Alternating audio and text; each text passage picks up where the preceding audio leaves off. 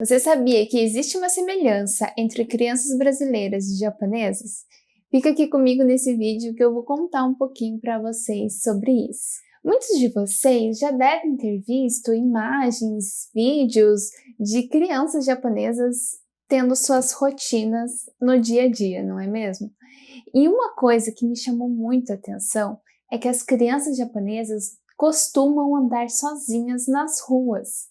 Elas usam normalmente uma mochila ou algum acessório que identifique que aquela criança está sozinha, para que outras pessoas possam ver aquilo e cuidar. Parece um mundo ideal, não é mesmo? Onde todo mundo se ajuda para cuidar do bem-estar um dos outros. E daí fica a reflexão, será que no Brasil isso funcionaria? Eu tenho certeza que na sua cabeça você pode me responder não de jeito nenhum, que é muito perigoso. E eu concordo com você. É muito triste pensar que as crianças hoje no Brasil, elas não têm essa possibilidade de ter a segurança que elas deveriam ter, né? Mas tirando essa parte da segurança, eu preciso te falar que existe um dever legal, inclusive, pela lei, de que toda a sociedade também é responsável pelas crianças. Não são só os pais ou os responsáveis legais, né?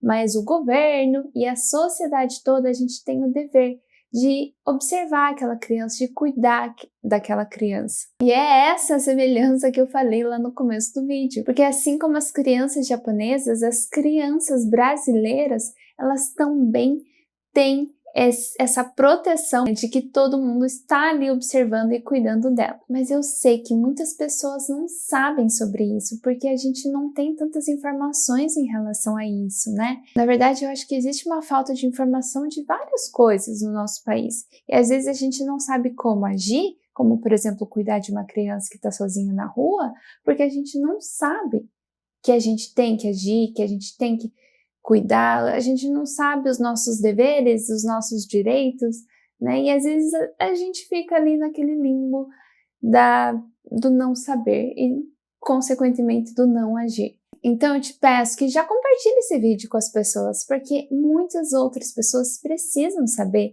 sobre essas informações que são importantes, que é o nosso dever de cuidado com as crianças. Então, assim, ao ver uma criança em apuros, em situação de vulnerabilidade ou precisando de alguma coisa ali, é dever do cidadão brasileiro olhar aquela criança e procurar auxiliá-la da melhor forma possível. Existem ações simples e ações às vezes um pouco mais complexas que precisam resolver a situação daquela criança. Quando são ações simples, como por exemplo, atravessar a rua, você mesmo consegue fazer, dando orientação para a criança, olha, vamos atravessar o sinal quando estiver com o bonequinho verde. Quando eu atravessar, você atravessa comigo. Então, fazer esse caminho, né, essa orientação básica é uma possibilidade. E existem questões um pouco mais complexas, por exemplo, quando a gente vê aquelas crianças em situação de rua, que estão sem os pais, a gente se sensibiliza. E às vezes a gente fala, puxa, o que eu posso fazer? Não posso fazer nada, né? Mas a gente pode fazer sim.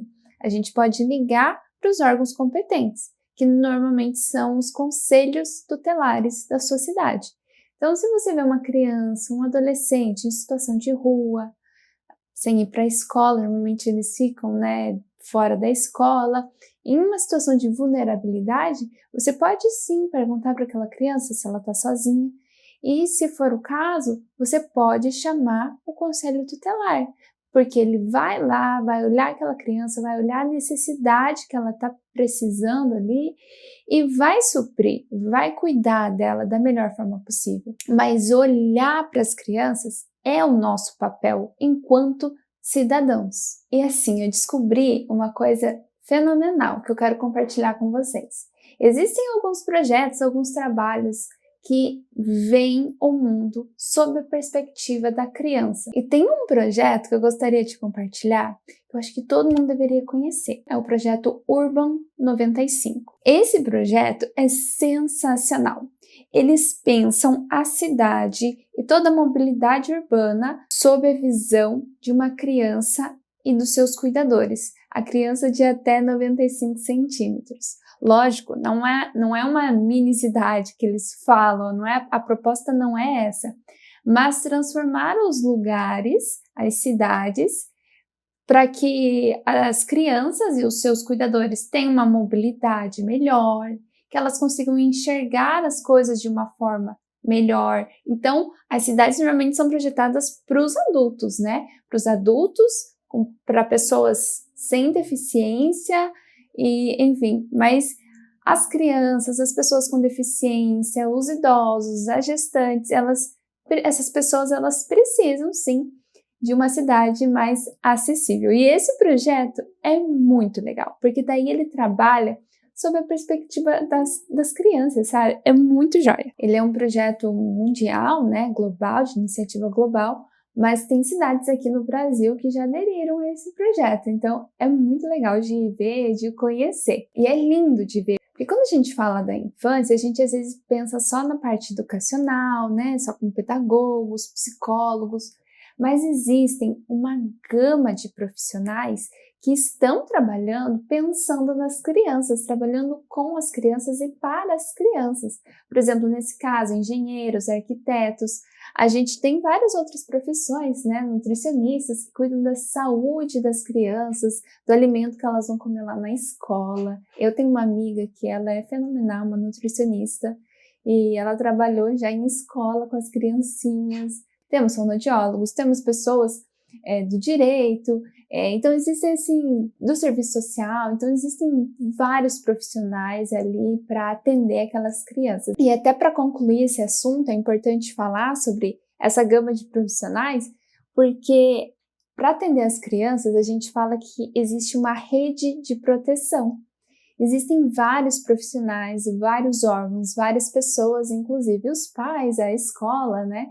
Que estão ali para fazer com que aquela criança, aquele adolescente se desenvolva da melhor forma possível. Então, todos os profissionais, todas as iniciativas que trabalham com as crianças são muito importantes e fazem parte aí, então, dessa rede de proteção e dessa rede multidisciplinar para fazer com que as crianças prosperem, se desenvolvam e, acima de tudo, sejam felizes e amados. E se você trabalha com alguma criança ou de alguma forma em relação a isso, me conta aqui nos comentários, eu vou adorar saber. Se inscreve aqui no canal, avalie esse vídeo se você gostou. Muito obrigada por assistir. Tchau!